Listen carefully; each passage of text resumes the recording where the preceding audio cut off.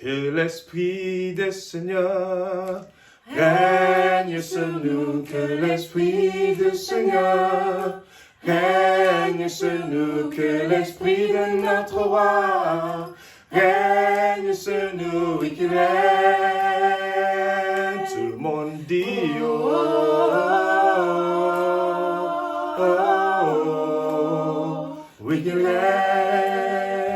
Que les ailes du Seigneur, que les ailes du Seigneur règne sur nous, que les ailes du Seigneur règne sur nous, que les ailes de notre roi règne sur nous, oui qu'il règne.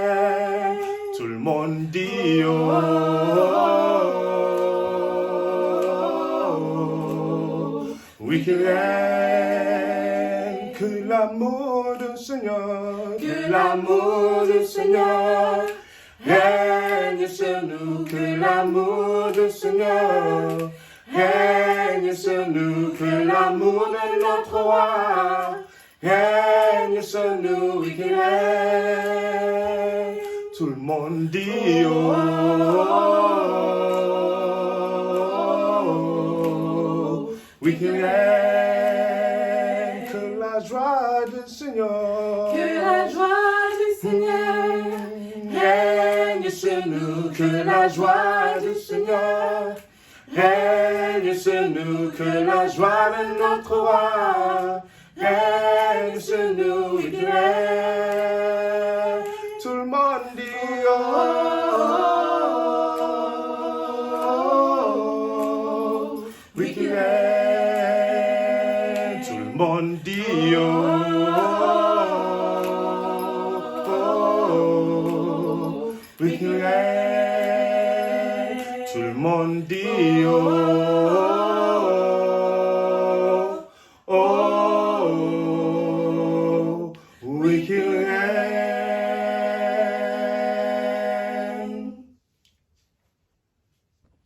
Mon Dieu tout-puissant, Mon Dieu tout-puissant, je chante, chante, chante pour toi. je chante, chante, chante pour toi. Oh, mon Dieu tout-puissant, Oh, mon Dieu tout-puissant, je chante, chante, chante pour toi. je chante, chante, chante pour toi. Je vis, je prie, je chante chaque jour pour toi. Je vis, je prie, je chante chaque jour pour toi, mon Dieu Oh, tout-puissant. mon Dieu tout-puissant, Je marche, marche, marche pour toi. je marche, marche, marche pour toi. Oh, mon Dieu Oh, tout-puissant. mon Dieu tout-puissant, Je marche, marche, marche pour toi. je marche, marche, marche pour toi. Je vis, je prie, je marche chaque jour pour toi. Je vis, je prie, je marche chaque jour pour toi, mon Dieu tout-puissant. Oh, mon Dieu tout-puissant.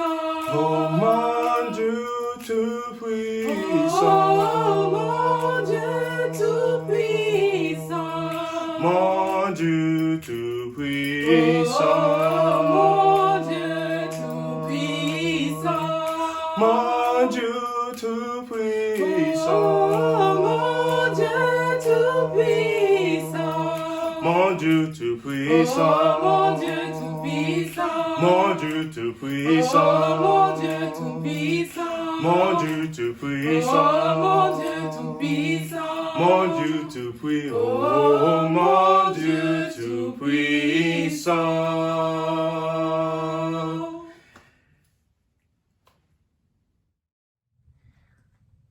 En Actes chapitre 1, verset 14, la Bible nous dit « Tout persévérer d'un commun accord, dans la prière avec les femmes, avec Marie, la mère de Jésus, et avec les frères de Jésus. » Donc, comme Église, nous sommes en train d'étudier la livre des Actes. Donc, c'est incroyable ici, on voit dans le premier chapitre que la mère de Jésus était sauvée avec tous les croyants.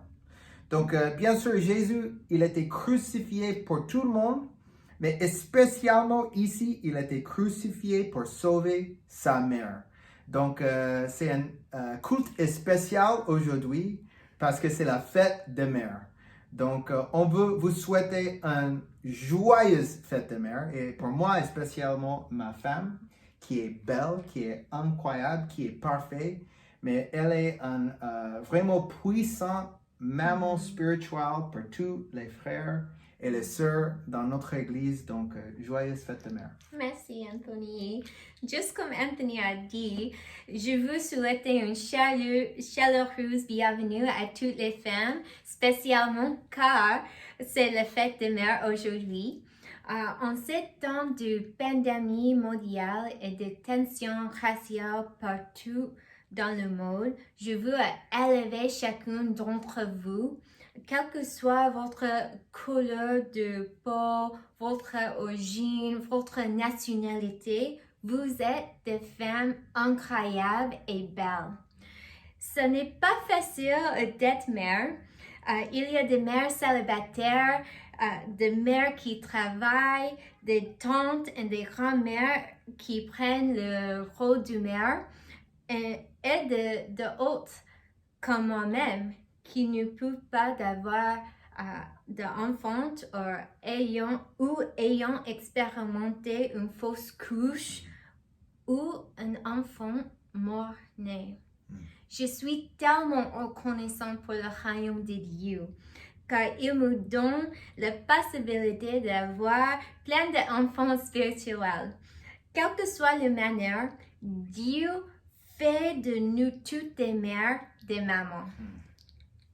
Donc, avec ça, pas pour juste les mamans, mais pour tout le monde, on veut vous souhaiter la bienvenue à l'Église chrétienne internationale de Paris. Prions pour le culte. Donc, Père Céleste, merci pour cette journée, cette fête de mère. C'est incroyable parce qu'on a besoin des mères. On a besoin des mères dans notre Église et partout dans le monde. Donc, aide-nous pour élever toutes les femmes et les mères qui travaillent dur ici à notre Église et aussi extérieur de l'Église. Bénis cette culte, bénis cet temps ensemble. C'est un moment pour te louer parce que tu es incroyable, tu es digne d'être loué. Et donc, on met ce culte dans tes mains, au nom de ton Fils Jésus. Amen. Amen. Bonjour, et on arrive à un moment important du culte. Je m'appelle Kevin et voici ma merveilleuse femme Sandra. Et on a le privilège de vous présenter ce que la croix représente pour nous, donc au travers du repas du Seigneur.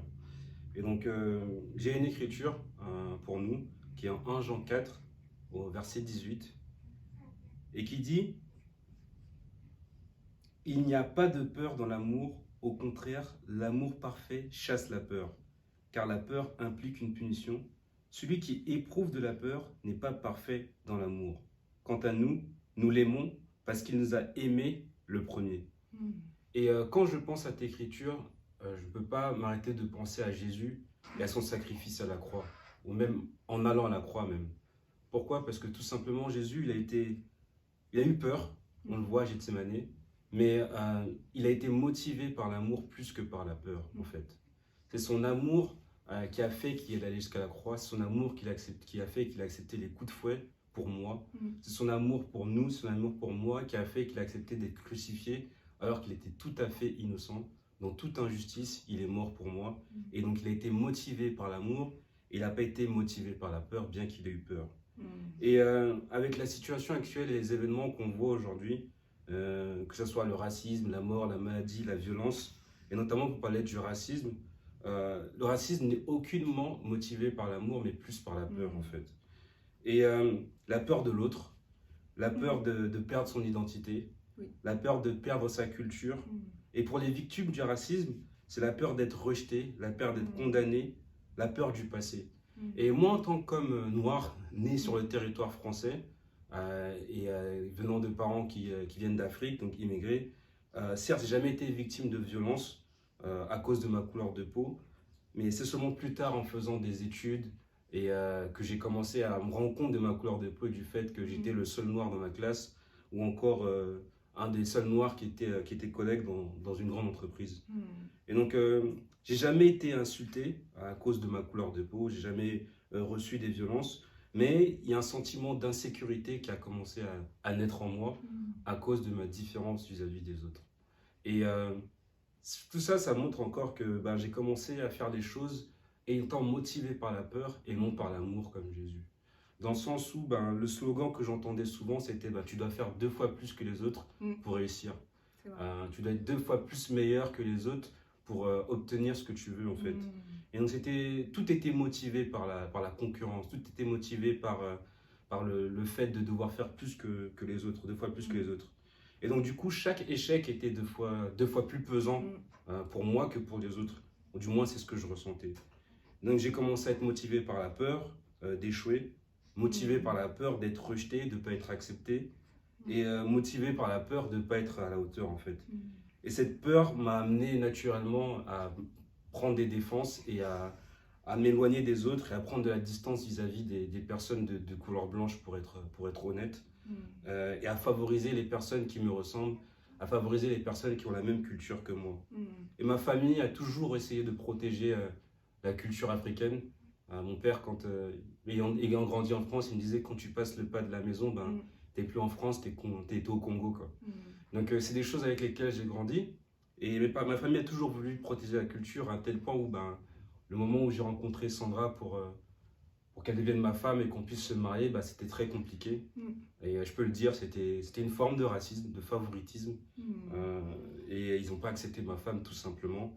Et c'était quelque chose qui était difficile, et tout simplement parce qu'elle n'était pas de même culture, pas la même ethnie, pas la même mentalité. Donc pour dire que le racisme, c'est quelque chose qu'on peut vivre sous différentes formes, il ne s'agit pas seulement de violence policière. Et j'ai dû comprendre moi-même que ça m'a suivi, cet esprit de favoritisme, et je dirais même de racisme pour être radical, parce que dans la Bible, bah, le favoritisme, bah, c'est du racisme. Même en tant que disciple de Jésus-Christ, je me suis rendu compte qu'il y avait encore du racisme en ce qui me concerne, parce que je ne partageais ma foi qu'avec des personnes noires et très peu avec les personnes blanches. Pourquoi? Parce que je pensais que c'était presque impossible qu'ils puissent venir à Dieu, quoi. Et ça, c'était mon manque de foi, et c'était totalement du racisme de la part. Donc j'ai été défié à partager ma foi avec des personnes blanches, et maintenant mon formateur est mexicain et un de mes meilleurs amis dans l'église est blanc, et avait le même problème que moi par rapport au racisme. Et on sortit maintenant avec une sœur qui est noire. Donc juste pour montrer que bibliquement le favoritisme c'est du racisme, et que la seule solution pour arrêter le racisme c'est véritablement d'être motivé par l'amour de Jésus-Christ et rien d'autre. Et donc avec ça, je vais vous laisser ma merveilleuse femme pour vous dire ce que la croix représente pour elle en ce moment actuel. Merci. J'aimerais lire une écriture en 2 Corinthiens, chapitre 5, au verset 14, 15 et 17. C'est que l'amour de Christ nous presse, parce que nous sommes convaincus que si un seul est mort pour tous, tous donc sont morts. Et s'il est mort pour tous, c'est afin que ceux qui vivent ne vivent plus pour eux-mêmes, mais pour celui qui est mort et ressuscité pour eux. Si quelqu'un est en Christ, il est une nouvelle créature. Les choses anciennes sont passées. Voici, toutes choses sont devenues nouvelles. Et j'aime beaucoup cette écriture parce qu'elle rejoint celle de mon mari qui parle de l'amour en fait. Parce que effectivement, Jésus, il est mort à la croix pour tout le monde en fait. Il n'y avait pas une question de culture, de religion, de couleur de peau ou quoi que ce soit. Il est mort pour tous. Et sa résurrection, c'est ça qui nous offre une nouvelle vie pour chacun d'entre nous. Et pour ma part, c'est vrai qu'avec tout ce qui se passe actuellement, bah, ça fait poser des questions. Et pour moi, je ne me sentais pas touchée, pas concernée, puisque je suis en France, c'est un pays libre, tout va bien. Techniquement, je n'ai jamais eu de problème. Mais en y réfléchissant plus, pour moi, le racisme, je dirais que c'est ne pas accepter la différence de l'autre, en fait. Que ça peut être une différence de taille, physiquement, une différence de culture, une différence de couleur. Et quand j'ai pensé à ça, effectivement, bah, j'ai été victime de racisme dans ma famille. Donc, pour faire court, j'ai grandi dans une famille monoparentale avec ma mère et ma sœur. Donc, ma mère est blanche et mon père est noir de la Guadeloupe. Ma sœur est beaucoup plus claire que moi, et moi, je suis noire. Sauf que j'ai jamais eu cette idée que je sois noire ou blanche, parce que bah, à la maison, tout allait bien, jusqu'à l'arrivée de ma grand-mère quand j'avais 12 ans. Elle est venue vivre avec nous parce qu'elle avait perdu son compagnon qui était décédé et qu'elle s'était retrouvée dans l'alcool. Et ma mère, pour la protéger, bah, elle l'a acceptée à la maison. Et bah, pour moi, ça allait. J'étais vraiment contente d'avoir ma grand-mère à la maison, de savoir qu'on allait la sauver. Mais ça s'est retourné contre moi parce que ma grand-mère, au fond d'elle, elle avait vraiment un problème envers les Noirs, envers mon père qui avait laissé ma mère élever seule ses 2 enfants. Et vu que je ressemble physiquement à mon père, ça s'est retourné contre moi. Et comment ça se passait? C'était au quotidien. Des remarques négatives, tout ce que je faisais, la manière dont j'agissais, tout était remarqué en fait. Et à côté, il y avait ma soeur qui était toute calme, toute posée. Et moi qui étais une adolescente pleine de vie, qui parlait vite, qui faisait plein de choses à la maison, sans doute ça la dérangeait. Et au fur et à mesure, comme mon mari, moi aussi je pensais que je n'avais pas été victime de violence. Mais les mots, la violence émotionnelle et psychologique, elle a été réelle en fait. Et à l'époque où, à l'adolescence, on est censé se construire émotionnellement, ma grand-mère m'a vraiment détruite émotionnellement en fait. Je croyais qu'effectivement, tout ce qui se passait, c'était à cause de moi, parce que j'étais née. Alors au-delà de la couleur de peau, c'est juste tout simplement, si j'étais pas née, peut-être qu'il n'y aurait pas tous ces problèmes à la maison. Si j'étais comme ma sœur, si j'étais plus calme ou si j'étais plus ceci. Et un des événements qui m'a vraiment touchée et qui a fait un tournant en tout cas dans cette relation, dans cette notion de favoritisme, c'est un jour, mais je ne pourrais pas savoir pourquoi, ma grand-mère elle a voulu se suicider à la maison. Et pour moi c'était vraiment dur parce que je l'aimais vraiment de tout mon cœur, elle faisait partie de la famille. Et je me rappelle être à ses genoux en train de la supplier et de pleurer. Et je la revois m'ignorant en fait, totalement. Ma mère à côté d'elle qui était aussi, qui pouvait rien faire. Et ma soeur qui arrive, toute simple, et qui dit « Mamie, t'arrêtes tout de suite ». Et là en fait, toute la scène s'est arrêtée. Voilà, elle a dit « Ok, il n'y a pas de souci ». Et la vie a repris son cours en fait. Mais pour moi, ça a vraiment marqué le tournant du favoritisme. Et qu'il y avait une vraie différence entre son amour pour ma soeur et est-ce qu'il y avait un amour pour moi en fait. Et c'est vrai que ça a eu beaucoup de conséquences parce que voilà, de l'autre côté, mon père il a voulu rééquilibrer cet amour et moi qui étais au milieu de tout ça où j'ai rien demandé, je me demandais voilà, oui, j'aime tout le monde mais tout le monde ne m'aime pas. Et je voyais vraiment que j'étais pas acceptée pour qui j'étais. Et en grandissant avec cette mentalité de ne pas être acceptée, ça m'a moi-même conduit à la fin de mon adolescence à faire une tentative de suicide parce que je pensais que j'avais pas d'utilité sur cette terre et que tout ce que je faisais c'était du mal aux autres. Et un an après, j'ai pu étudier la Bible, j'ai pu devenir disciple et comme le verset 17 dit, être une nouvelle créature. Et parce que moi j'ai changé dans mon attitude, dans ma réponse face aux violences de ma grand-mère, ça a adouci son cœur. Au fur et à mesure des années, j'ai vu vraiment le changement en elle. Ma soeur, elle s'est mariée avec un Sénégalais, puis après elle a divorcé, maintenant elle est avec aussi un Guadeloupéen. Moi maintenant je suis mariée à Kéline qui est congolais et je sais que, aujourd'hui elle est décédée, mais je sais qu'elle a vraiment appris à aimer les personnes qui étaient dans notre vie, même si ils n'étaient pas de la même couleur. Et pour moi, je pensais que ça allait s'arrêter à ma grand-mère. Malheureusement, non. Comme mon mari l'a dit, quand on s'est fiancés, moi qui étais sur mon petit nuage, c'est génial, je vais me marier, la vie est belle. La rencontre avec la famille de mon mari était compliquée parce que j'ai été confrontée au choc culturel. Où moi, même si je suis noire, j'ai pas du tout grandi dans la culture antillaise, je suis 200% française, je mange français, je mange pas épicé, j'aime pas le soleil, donc tout ce que vous pouvez imaginer sur les noirs, c'est pas moi. Mais j'ai aucun problème avec les couleurs ou quoi que ce soit. Mais c'est vrai que ça m'a fait mal au cœur d'être confrontée à cette non-acceptance parce qu'on n'a pas les mêmes traditions ou la même culture et aussi d'avoir été comparée aux autres belles filles, parce qu'elles, elles sont congolaises, parce qu'elles, elles savent faire la cuisine. C'était vraiment difficile pour moi, mais ce qui m'a vraiment aidée, c'est de me rappeler que Jésus, il était mort pour tous, en fait. Et que même s'il y avait de la comparaison, même s'il y avait du racisme, même s'il y avait du favoritisme, pour moi, c'était vraiment de garder l'espoir et de prier que Dieu il allait m'utiliser dans cette famille pour démolir toutes ces choses et qu'avec Jésus, on allait montrer le véritable amour qui a zéro barrière en fait. Et pour moi la croix aujourd'hui c'est vraiment imiter Jésus en fait. Il est mort pour tous, il est mort pour moi, il est mort pour mon mari, il est mort pour chacun d'entre nous et il ne fait pas de favoritisme et il veut que chacun puisse avoir accès à cet amour comme disait Kevin parce que c'est lui qui nous a aimés en premier. Merci. Donc on tenait vraiment à partager ces convictions-là, surtout par rapport à la situation actuelle et vraiment montrer que la véritable solution c'est pas les manifestations, on a le droit, mais la véritable solution, c'est véritablement l'amour de Jésus-Christ. Et pour ceux qui sont disciples, rappelez-vous des convictions que vous avez prises. Être prêt à suivre Jésus sur la croix, ça veut dire être prêt à mourir même injustement à cause de sa foi. Amen. Et je pense que ça, la situation actuelle, c'est une préparation pour voir si on est prêt à vraiment tenir les convictions qu'on a prises au moment du baptême. Et pour ceux qui n'ont jamais lu la Bible, véritablement, de vraiment expérimenter l'amour de Jésus. Parce que la seule chose qui peut mettre fin au favoritisme ou encore au racisme, c'est l'amour de Jésus, c'est la croix de Jésus. Amen. Et donc, avec ça, on va prier et prier pour le vin et le pain. Père éternel, je te remercie pour ce moment, je te remercie pour les situations actuelles que tu permets pour qu'on puisse se tourner vers toi, Jésus. Il n'y a que toi, Père éternel, qui peut nous montrer comment véritablement aimer. Nous, les hommes, dans notre orgueil, on pense pouvoir savoir comment s'aimer, mais on ne sait pas, et c'en est la preuve encore avec tout ce qui se passe aujourd'hui. Donc aide-nous à regarder à la croix, regarder au sacrifice que tu as fait. Tu as été victime de racisme, tu as été victime de favoritisme, tu as été victime de coups, et on t'a flagellé, on t'a fouetté, et tout ça pour des personnes que tu ne connaissais pas encore, mais pour qui tu es mort, comme dit ta parole. Et donc, Père, je prie pour qu'on puisse se rappeler, Père, de ce sacrifice à la croix, et qu'on soit motivé par ton amour et non par la peur. Qu'on soit motivé pour te ressembler et non par l'indifférence, Papa Dieu. Merci pour toutes les choses que tu vas faire. J'ai prié pour ce pain, pour ce vin qu'on va prendre, et qu'on fasse une véritable communion en se rappelant de ce que tu as fait à la croix.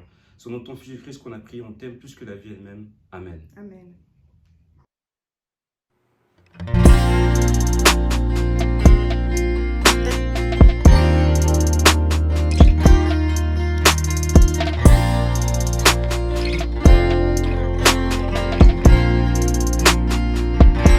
Oh Lord my God, when I in awesome wonder consider all the worlds thy hands have made, I see the stars, I hear the rolling thunder, thy power throughout the universe displayed. Then sings my soul, my Savior God, to thee. How great thou art, how great thou art. Then sings my soul, my Savior God, to thee. How great thou art, how great thou art.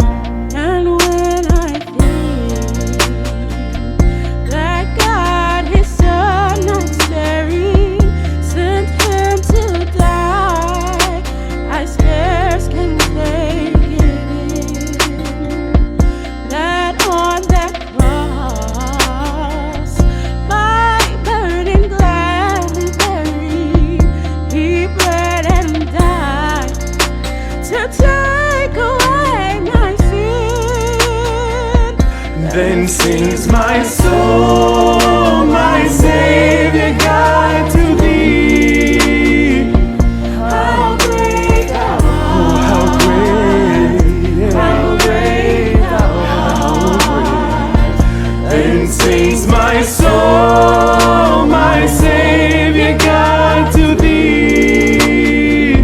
How great thou art, how great thou art. When Christ shall come with shouts of acclamation to bring me home, what joy shall fill my heart. Then I shall bow in humble adoration and there proclaim, my God, how great thou art. Then sing my soul, my Savior God, to thee. How great thou Oh, how art, great, how great thou art. Then sings my soul, my Savior God, to thee. How great thou art, how great thou art.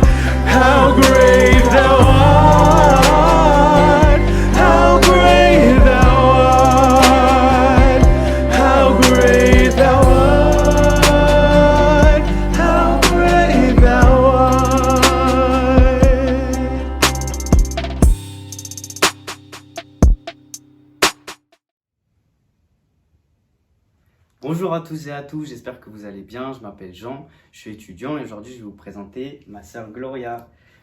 Gloria qui est une maman célibataire, qui est maman de Ange, qui a 5 ans et qui va aujourd'hui vous présenter la collecte.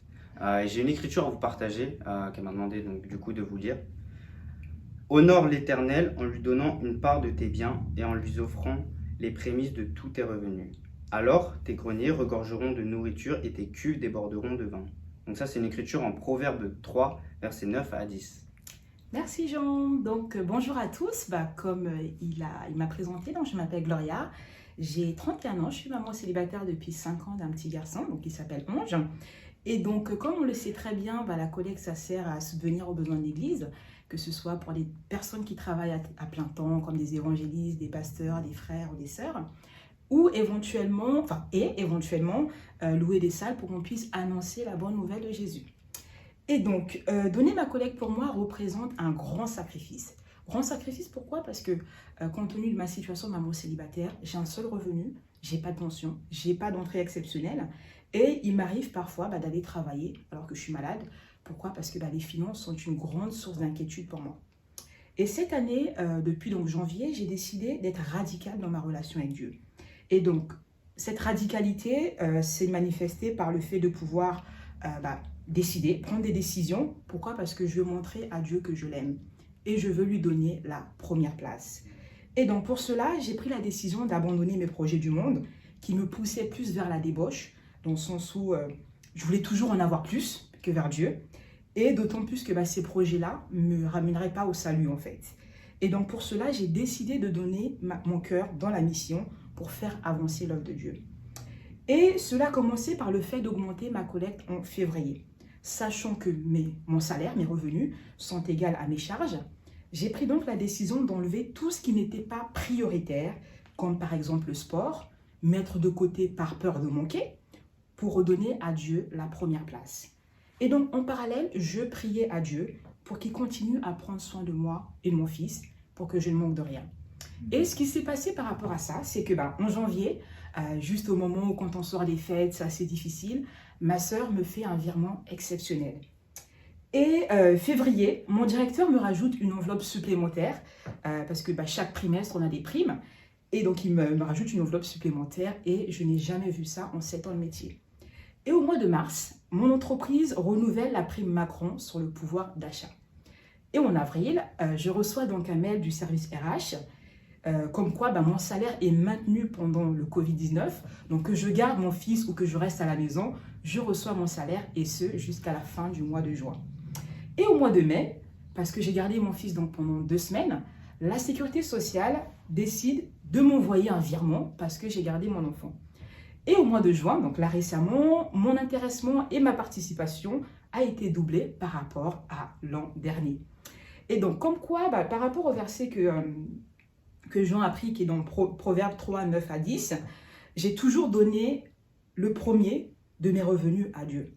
Et donc, quand mon salaire arrive, je mets ma collecte du mois de côté. Donc, soit je la mets sur la carte Revolut, ou je la retire et je la mets dans une enveloppe. Et donc, quand j'oublie, j'envoie un message. Et aujourd'hui, Dieu me récompense en veillant à ce que je ne manque de rien.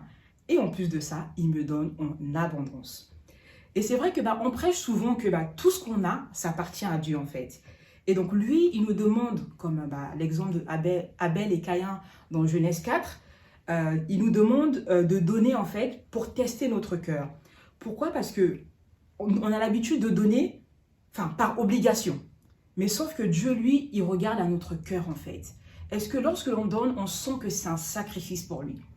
Pourquoi? Parce que la semaine dernière, Anthony il a prêché que pour avoir une grande église, il faut faire des grands sacrifices. C'est-à-dire qu'il n'y a pas de victoire sans sacrifice. Aujourd'hui, mes frères, mes sœurs, vous savez très bien que les Olmos sont à plein temps, même si on n'a pas de salle pour se réunir parce que les cultes se fait en virtuel. Mais les Olmos sont à plein temps. Demain, Guillaume, les Toto auront besoin de nous. Donc, moi, ce que je vous encourage aujourd'hui, c'est véritablement à montrer votre amour pour Dieu. Et du coup, j'ai une seconde écriture à vous partager. Mes enfants, n'aimons pas avec des paroles et avec de beaux discours, mais avec des actes. Ces actes montrent que notre amour est vrai. Donc ça, c'est un passage qui est en première lettre de Jean, chapitre 3, verset 18. Et donc, mes frères et sœurs, donc, par rapport à ce passage, moi, je vous encourage à donner parce que vous aimez Dieu et que vous voulez voir avancer son œuvre. Organisez-vous financièrement, parce que je sais que c'est difficile pour tout le monde, mais communiquez si vous avez un empêchement. Et rappelez-vous que tout ce que vous le faites pour Dieu. C'est lui que vous servez et c'est lui votre rémunérateur. À bientôt. On va prier. Seigneur, je te remercie pour ce moment, je te remercie pour cette collecte et je te prie vraiment de nous bénir, qu'on puisse vraiment être donné avec un cœur reconnaissant pour tout ce que tu fais en ce moment. Et je pense au baptême qu'on a eu récemment et je pense à toutes les personnes qui cherchent Dieu et c'est grâce à toi, c'est toi qui les attires vers toi, c'est ta parole qui les attire et je te prie que tu puisses continuer à nous utiliser pour faire ta volonté, pour faire de toutes les nations des disciples et qu'on continue à vraiment être impliqué dans ta mission et ne pas baisser les bras et que chacun donne en fonction de ses moyens, sans contrainte, sans regret et de vraiment faire ça avec un cœur entier et pour toi mon Père. Je te remercie et c'est au nom de ton Fils Jésus que je prie. Amen. Amen. Is an awesome God. God is an awesome God. He reigns from heaven above with wisdom, power, and love. Our God is an awesome God. Our God is an awesome God. He reigns from heaven above with wisdom, power, and love.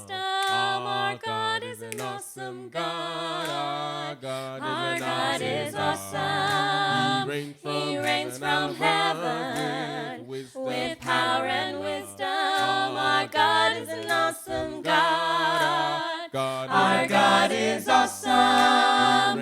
He reigns from heaven with power and wisdom. Our God is an awesome God. Now when he rolled up his sleeves, he wasn't putting on the Ritz. Our God is an awesome God. He's got thunder in his footsteps and lightning in his fists. Our God is an awesome God. The Lord wasn't kidding when he kicked him out of Eden. It wasn't for no reason that he shed his blood. His return is very soon, and so you'll better be believing that. Our God is an awesome God. Don't you know that he's awesome? Our God is awesome. And he reigns from heaven with power and wisdom. With power and wisdom. Yeah, our God is an awesome God. Don't you know that he's awesome? Our God is awesome. And he reigns from heaven with power and wisdom. With power and wisdom.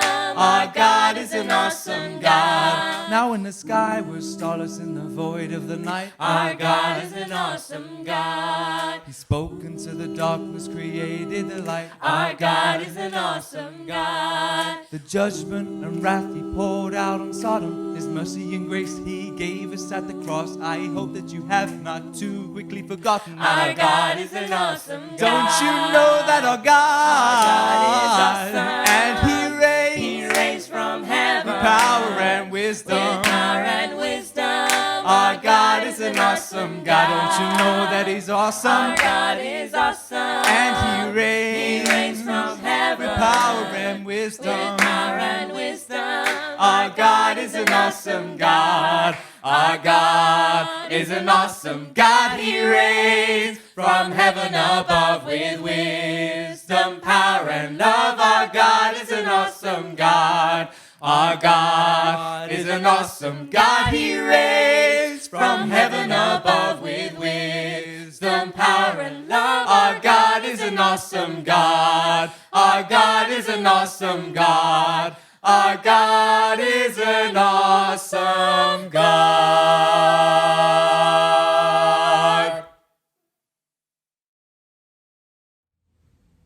Galates chapitre 3, verset 26, la Bible nous dit: Vous êtes tous fils de Dieu par la foi en Jésus-Christ. En effet, vous tous qui avez été baptisés en Christ, vous vous êtes revêtus de Christ. Il n'y a plus ni juif ni non-juif, il n'y a plus ni esclave ni libre, il n'y a plus ni homme ni femme, ni noir ni blanc, car vous êtes tous un en Jésus-Christ. Bonjour, je m'appelle Anthony Olmos, Je suis le pasteur principal de l'Église chrétienne internationale du Paris. Et j'ai réfléchi beaucoup sur le témoignage tragique ou la vie tragique, la situation tragique de George Floyd. Quelqu'un qui était arrêté par la police et il a été tué injustement. Parce que c'est pas juste pour quelqu'un d'être tué, quoi qu'il arrive. Et donc, il a été tué et cette situation m'a brisé beaucoup, ça m'a touché. Et je me suis dit, si on peut parler avec George Floyd aujourd'hui, il va nous dire quoi? S'il peut parler avec le monde aujourd'hui, il va nous dire quoi? En fait, sa famille, ils ont déjà dit qu'il était contre la violence. Donc, c'est sûr, il va nous dire « arrête la violence », c'est sûr. Mais l'autre chose, qu'ils en avaient dit qu'il était bien croyant en Jésus-Christ. Donc, pour moi, c'est sûr. Si quelqu'un est mort, et il est en train de voir Jésus face à face, il va dire à Jésus, si je peux parler avec ma famille, je peux parler avec le monde pour le sauver. Donc, pour moi, je vois beaucoup de côtés aujourd'hui. Black Lives Matter, All Lives Matter, donc c'est la vie noire qui compte, toute la vie qui compte. Il y a des côtés qui disent aucune vie compte. Mais pour moi, et je crois que si on peut parler avec George Floyd aujourd'hui, on peut comprendre quelque chose. Il n'y a qu'une seule vie qui compte, et c'est la vie de Jésus-Christ, qui a été crucifié, sacrifié pour nous tous. Et donc, quand je vois tous les problèmes, racisme, l'avortement, pornographie, les mensonges, la haine, tous les problèmes, je vois il n'y a qu'une seule réponse. La réponse pour tout ça, c'est pas All Lives Matter. C'est pas aucune vie compte. C'est pas Black Lives Matter. La réponse pour tous les problèmes, c'est Jésus. Et ça, c'est le titre de mon message aujourd'hui. La seule réponse est Jésus. Et bien sûr, si on voulait dans une façon de paix, manifester, si on voulait changer notre Instagram noir, notre Facebook noir, ok, amen, c'est pas un péché. Mais est-ce qu'on a changé le monde comme ça? Est-ce qu'on a changé quelqu'un comme ça? Quand on voit la vie de Jésus-Christ, il est quelqu'un qui nous sommes toujours en train de parler d'eux. Nous sommes en train de parler de lui parce qu'il avait changé beaucoup de vies, ma vie et j'espère votre vie aussi. Actes chapitre 2. En Actes chapitre 2, tournez pas là, mais en Actes chapitre 2, parce que comme Église, nous sommes en train d'étudier le livre des Actes. Et en Actes chapitre 2, c'est le commencement de l'Église, le commencement de le royaume de Dieu. Et ça a commencé à 33 après Jésus-Christ. Et le chapitre qu'on va étudier aujourd'hui, c'est Actes chapitre 10. C'est 7 ans après le commencement de l'Église. C'est 40 après Jésus-Christ. 7 ans après la mort de Jésus-Christ, ils en avaient toujours de racisme dans l'Église. Si vous n'avez pas les Juifs, les Israélites, ils ont été vraiment nationalistes et ils ont été racistes de temps en temps dans la Bible. Et donc pour 7 ans dans l'église de Jésus, ils en avaient beaucoup de personnes avec le problème de la racisme. Mais heureusement, on voit dans la Bible les hommes et femmes qui surmontaient ce problème avec Jésus-Christ et changeaient le monde. On avait vu en Actes chapitre 8, l'eunuque éthiopien. Il n'était pas juif et personne ne voulait l'enseigner la vérité. Donc, il était triste, mais Dieu, il a envoyé le Saint-Esprit, il a envoyé Philippe, et voilà un miracle de Jésus-Christ. En Actes chapitre 10, on va avoir une autre histoire incroyable. Et on va voir encore, Jésus, il est le seul réponse. Point numéro 1. Vous êtes concentré sur la race ou la grâce? Vous êtes concentré sur la race ou la grâce? Parfois, on peut regarder le péché des autres. Et le péché des autres peut voler notre foi, peut nous rendre dans l'insécurité.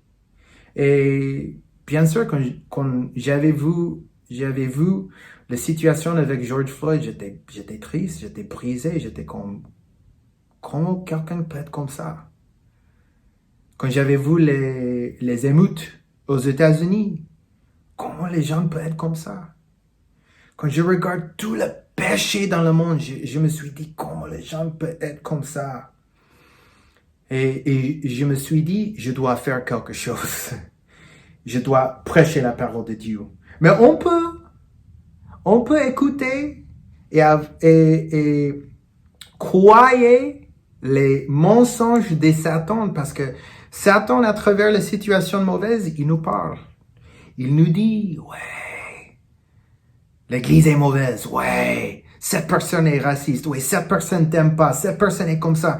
Et on peut avoir beaucoup d'insécurité, on peut être tout seul, on peut se sentir tout seul, et si on dit rien, on va être perdu.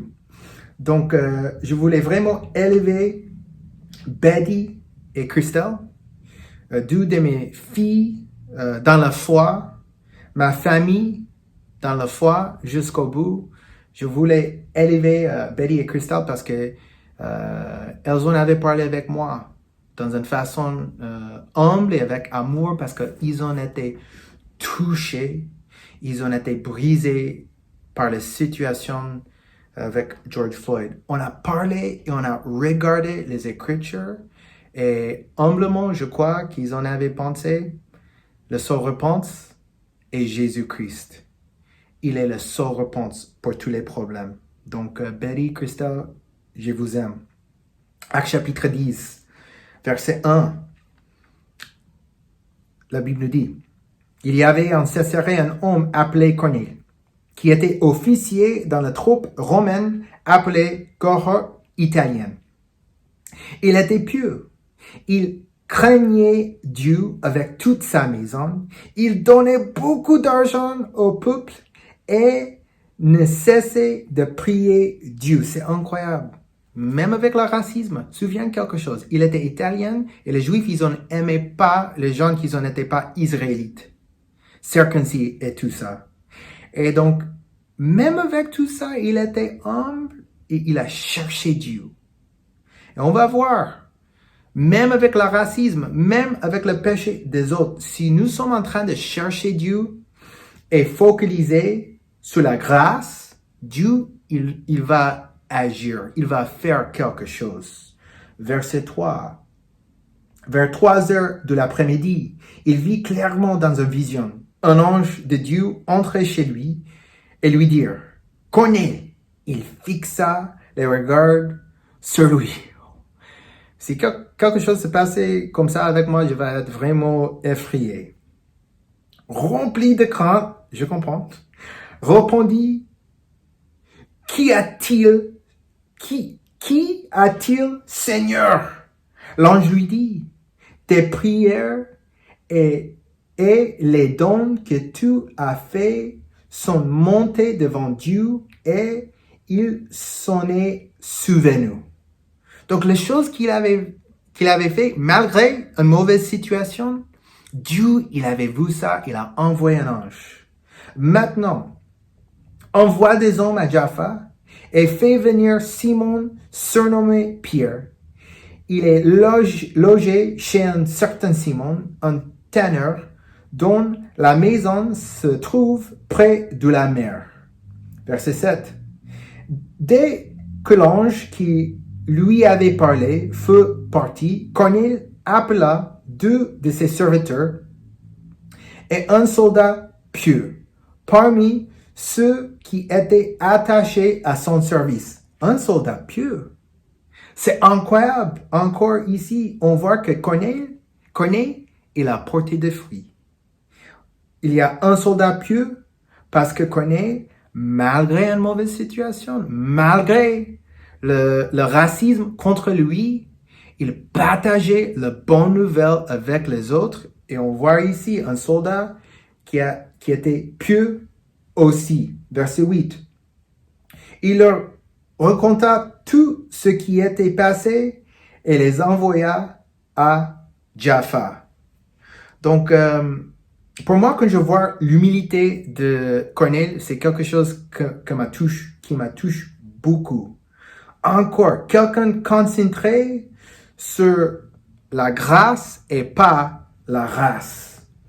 Quand j'étais jeune, j'étais habillé vraiment différent.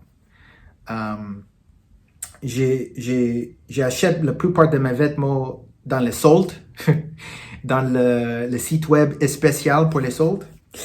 Et, ou parfois, c'était un cadeau de le ministère à Londres. Le ministère d'étudiants de Londres me donnait ça. Donc, les cadeaux ou soldes.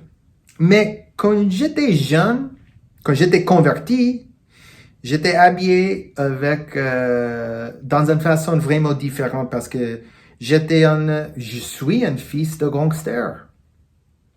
Donc, si tu m'avais vu avant, tu vas me voir et dire, ouais, c'est un fils de gangster. J'ai fait une search de Google, une recherche Google. Donc, j'ai utilisé, j'ai un problème de digestion. Et c'est Dieu, il me rend toujours humble. Donc, j'ai porté le vêtement Marc Echo, Fat Farm, Academics, Averex, et j'ai porté les Timberland, j'ai porté les Timberland et les Nike, c'est pas Nike, c'est Nike. J'ai utilisé les Nike de Air Force Ones, les pantalons que j'ai portés baggy, grandes. Et les t-shirts, parce que j'avais aucune chemise quand j'étais baptisé. J'étais pauvre, vraiment pauvre. Donc, j'avais que des t-shirts. Et les t-shirts, normalement, même aujourd'hui, je suis un S, petit, en taille. Donc, à ce moment-là, j'ai porté 3XL, trop grande pour moi. Et une fois, on avait c'était une retraite, un peu. C'était un moment, un événement pour tous les adolescents. Et j'étais en train de parler avec un jeune disciple, une jeune fille blanche. Et on était en train de discuter les choses spirituelles.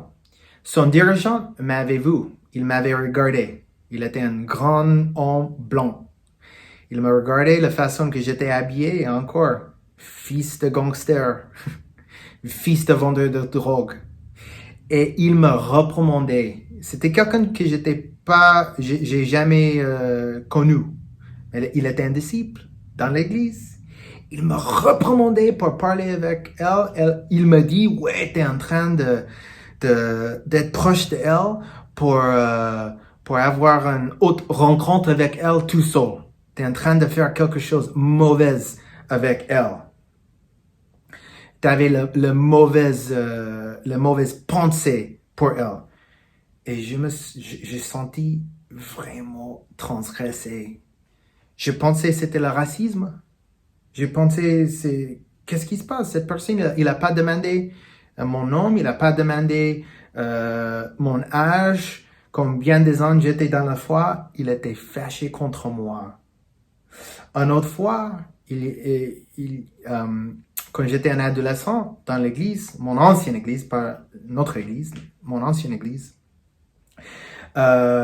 j'étais en train d'avoir un intérêt avec une autre jeune fille.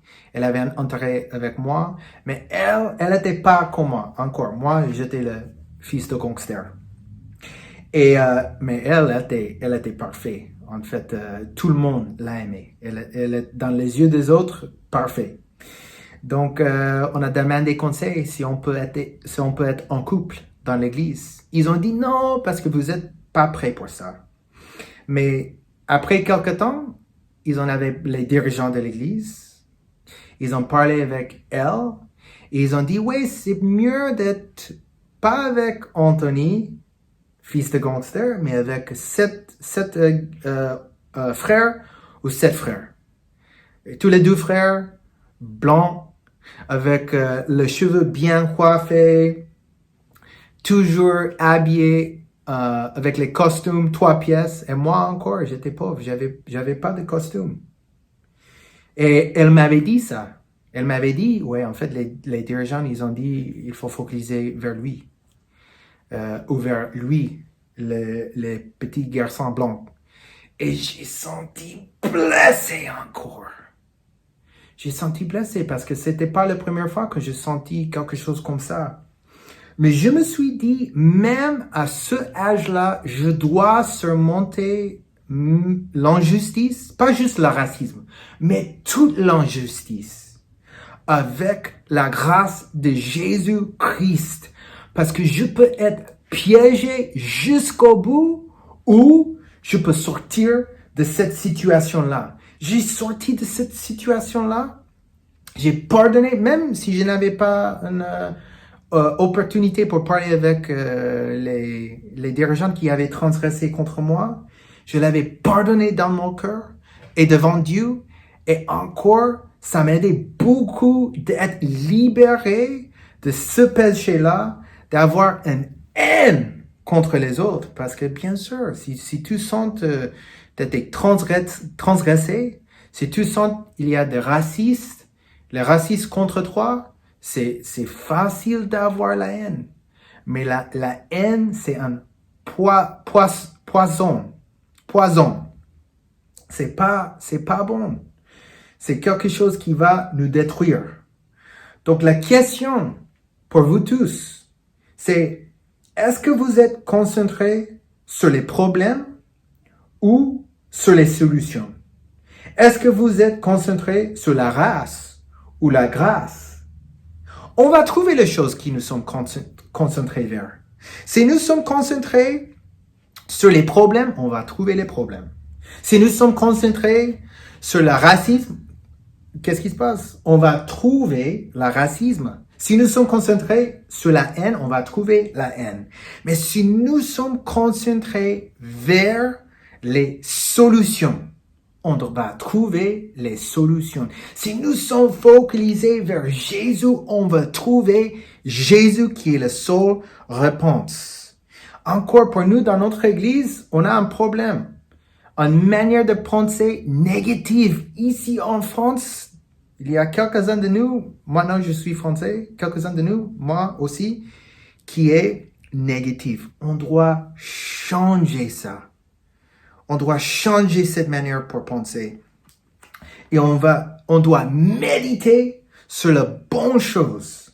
On doit méditer sur Jésus, sur sa grâce pour les autres. Parce que encore, il est le seul réponse. Et on va voir ça dans la vie de Corneille. Point numéro 2. Tuer le racisme avec l'évangélisme. Je sais, peut-être c'est pas le français parfait, mais c'est plus facile pour se souvenir des points comme ça. Tuer le racisme avec l'évangélisme. On va sauter Actes chapitre 10, en verset 24. En fait, après ce moment de formation, c'était un moment de formation incroyable, Corneille et un ange. Peut-être je veux pas un moment comme ça, parce qu'encore je vais être effrayé si je parlais avec un ange. Mais il avait un moment de formation avec lui. Et après ça, Pierre, il avait une vision de Jésus-Christ. Et Jésus-Christ, il a montré les animaux impurs 3 fois. Il a dit, tuez les animaux impurs et mange. Et Pierre, il a dit, oui, je peux pas tuer les animaux impurs, Je suis un juif. Je dois respecter la loi. C'est impossible. Mais cette situation, c'était une préfiguration, c'était un symbole pour les Juifs que tout le monde qui a la crainte de Dieu, tout le monde qui aime Jésus peut être sauvé. Donc, Jésus, il était en train de faire quelque chose encore dans la première église. Actes chapitre 10, verset 24. Après, quand Pierre, il a parlé avec, après la vision, le Saint-Esprit a dit, allez vers Corneille et parlez avec lui. Donc, il a fait ça. Verset 24, Actes chapitre 10. Ils arrivèrent à Césarée le jour suivant. Corneille les attendait. Il avait invité sa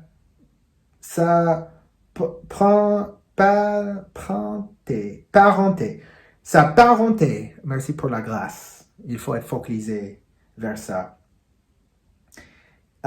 Il avait invité sa parenté et ses amis intimes. Lorsque Pierre entra, Corneille, qui était venu à sa rencontre, se jeta à ses pieds et se prosterna. Regarde l'humilité de Corneille. Les Juifs, ils ont été racistes contre lui. Personne voulait montrer lui la vérité. Et Pierre, il avait venu et il a prosterné devant lui. Quelqu'un qui peut représenter le racisme, mais quand même, il était fidèle, quand même, il était en train d'obéir la parole de Dieu. Verset 26. Mais Pierre la releva en disant, lève-toi, moi aussi, je suis un être humain. Tout en conversant avec lui, il entra et trouva beaucoup de personnes réunies. Donc, on va tuer le racisme avec l'évangélisme. En fait, encore, Corneille, il voulait pas juste une rencontre avec Pierre tout seul, il a invité beaucoup de monde parce qu'il voulait sauver beaucoup de monde. Les Juifs et les non-Juifs, les personnes racistes avec les personnes qu'ils ont détestées. Verset 28. Vous savez, leur dit-il, qu'il est interdit à un juif de se lier à un étranger, racisme, ou d'entrer chez lui. Mais Dieu m'a montré qu'il ne faut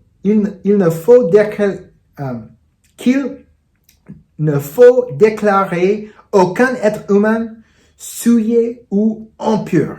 C'est pourquoi je n'ai pas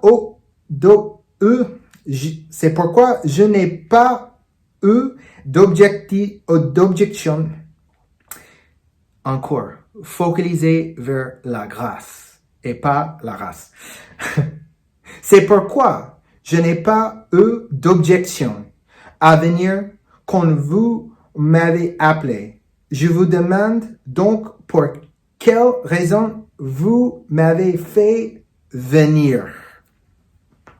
Et donc encore, Corneille, il avait expliqué la situation, il avait dit, oui, j'ai fait ça, et c'était un ange qui m'avait dit, il faut parler avec toi, donc c'est ça ce que j'avais dit, ce que j'avais fait. Verset 34.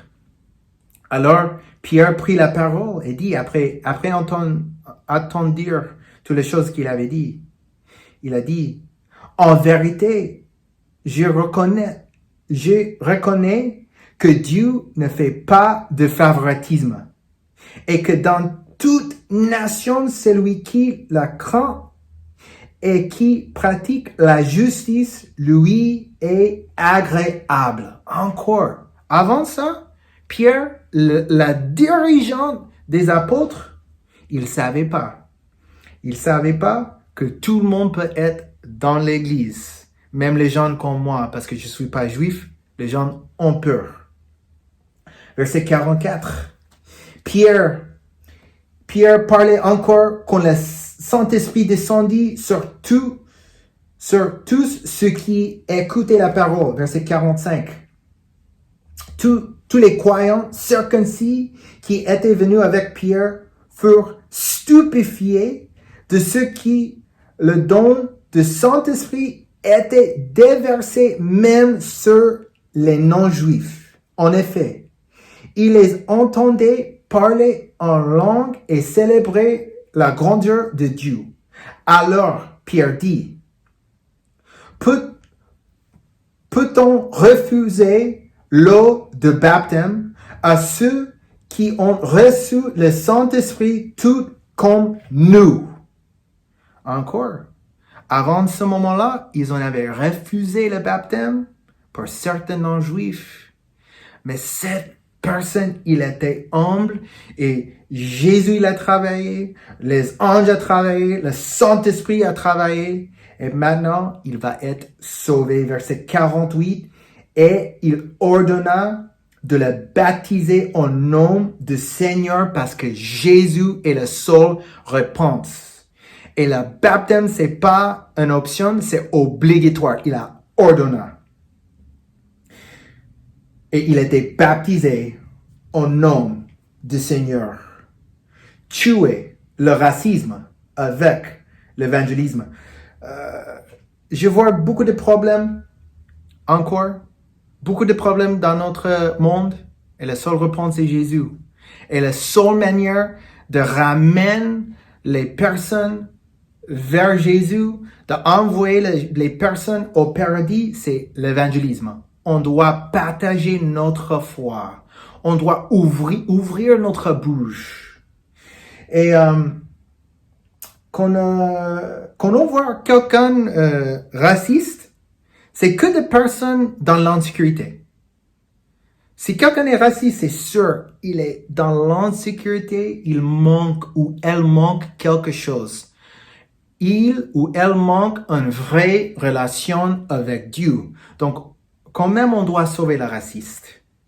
Mais c'est incroyable dans notre église parce que notre frère Kevin, qui est noir, il avait congolais, moi aussi je suis congolais, Brazzaville, amen.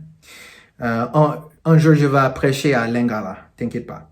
Mais Kevin, il est un de mes meilleurs amis. Et on était en train de passer un moment de formation ensemble. Il m'a confessé, il a partagé sa foi avec que des noirs et jamais avec les blancs. Et je l'avais dit, c'est raciste. Il faut partager sa foi avec tout le monde. Parce que l'église de Dieu, c'est une église avec toutes les nations. Donc Kevin, il a relevé le défi, il a partagé sa foi, il était bien déprimé parce que, oui, il avait rencontré pas mal de personnes fermées. Mais un jour, il a rencontré Guillaume et Guillaume était baptisé. Et Guillaume aussi, il a confessé. Avant dans le monde, il était raciste, quelqu'un de blanc. Mais maintenant, c'est deux de mes meilleurs amis. Il est un blanc, un noir et moi, moyenne, au milieu. Mais tous les trois ensemble, on a tué le racisme avec l'évangélisme. Et Guillaume, encore qui était raciste, il était contre aussi les personnes en France sans papier, qui étaient contre les personnes les étrangers. Moi aussi, je suis un étranger de France. Il a partagé sa foi avec Vicky Bro, quelqu'un indien. He's Indian. Il a partagé sa foi et Vicky Bro, il a été baptisé. Et maintenant, Guillaume, il est en couple avec Aline. Aline, moitié noire, moitié indienne. Encore. C'est incroyable, c'est un miracle de Jésus-Christ de voir Warren et John, les meilleurs amis dans le monde et maintenant les meilleurs amis dans l'église. Warren noir, Jean Blanc, c'est incroyable, on a brisé le racisme. Jamie et Michael. Noir et blanc, toujours ensemble, avec l'amour de Jésus-Christ. Pour moi, c'est vraiment incroyable. Contre le racisme, contre le communisme, contre le capitalisme, contre le féminisme, on doit utiliser l'évangélisme. C'est la seule réponse. C'est la seule manière pour ramener les personnes vers Jésus-Christ. Parce qu'il est la seule réponse pour tous nos problèmes. Le défi pour notre Église, c'est de remplir notre Église avec toutes les nations. Je veux vous défier avec un défi de partager sa foi avec quelqu'un qui est pas comme toi. OK? Mais faire quelque chose de spécial. Partager sa foi avec quelqu'un qui est pas comme toi, mais dire Dieu vous aime et je vous aime aussi. La personne va être stupéfiée. Même peut-être toi, tu vas avoir un peu de crainte, un peu de peur pour dire quelque chose comme ça. Mais si on montre à tout le monde, à toutes les nations, quelle couleur de peau, noir, blanc, vert, jaune, brun, que tout le monde peut avoir la grâce de Jésus-Christ, qu'il est la seule réponse, on va tuer le racisme. On va tuer le racisme dans notre génération. Point numéro 3. God's plan. God's plan. That's the title. Ça, c'est le titre. Ça, c'est le titre, pas le titre de mon message, le titre de point numéro 3. Point numéro 3. God's plan. God's plan. Je sais, c'est anglais, la plan de Dieu, mais c'est plus facile pour se souvenir après. Point numéro 3, God's plan. Actes chapitre 11, versets 1 à 3. Les apôtres et les frères qui étaient en Judée apprirent que les non-juifs avaient eux aussi fait bon accueil à la parole de Dieu. Verset 2. Et lorsque Pierre monta à Jérusalem, ceux qui étaient circoncis lui adressèrent des reproches en disant, tu es entré chez des incirconcis et tu as mangé avec eux. Ils ont été vraiment fâchés. Ils ont été fâché parce qu'il avait fait quoi? Il avait mangé avec un non-juif. Encore, regarde le racisme dans la première église. Mais Pierre, il a dit, il a rencontré toute l'histoire, et l'histoire, la bonne nouvelle de la juif, de la non-juif qui était changée, cette histoire a bougé, a changé le cœur du juif. On va sauter verset 28. Après avoir entendu cela, ils se calmèrent et se mirent à célébrer la gloire de Dieu en disant, Dieu a donc aussi accordé aux non-juifs la possibilité de changer d'attitude afin d'avoir la vie. Encore, Dieu, il a utilisé God's plan, la plan de Dieu. Il a utilisé une mauvaise situation pour transformer le cœur des autres. Et même dans l'église, parfois, on peut avoir un mauvais cœur. On peut avoir des péchés dans notre vie et Dieu, il va travailler à travers toutes les situations. Les bonnes situations, les mauvaises situations, toujours God's plan. Verset 29. Ceux qui avaient été dispersés lors de la persécution survenue après la mort d'Étienne allèrent jusqu'en Phénicie, dans l'île de Chypre et à Antioche, mais ils n'annonçaient la parole qu'aux Juifs. Encore, quelques problèmes. Ils ont partagé leur foi avec un type de personne, et ça, c'est un péché. Qu'est-ce qui se passait avant ça? Donc, la dispersion. Ils ont été dispersés, pourquoi? En fait, Étienne, il a été tué. Et donc après, Étienne, il a été tué, ils en avaient beaucoup de persécutions, et tout le monde était dispersé, mais t'inquiète pas, parce que tous les disciples sont les dirigeants, tout le monde a prêché la parole. Ils en avaient des problèmes et les défis, mais ils ont persévéré, et Dieu, il a fait quelque chose. God's plan. Verset 20. Cependant, certains d'entre eux, qui étaient originaires de Chypre et de Cyrène, vinrent à Antioche et s'adressèrent aussi aux non-juifs, peut-être quelques Mexicains, pour leur annoncer la bonne nouvelle du Seigneur Jésus.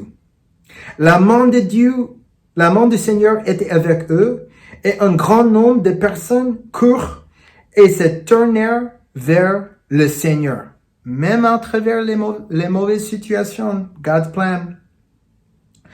La nouvelle en parvint aux oreilles des membres de l'église de Jérusalem, et ils envoyèrent Barnabas jusqu'à Antioche.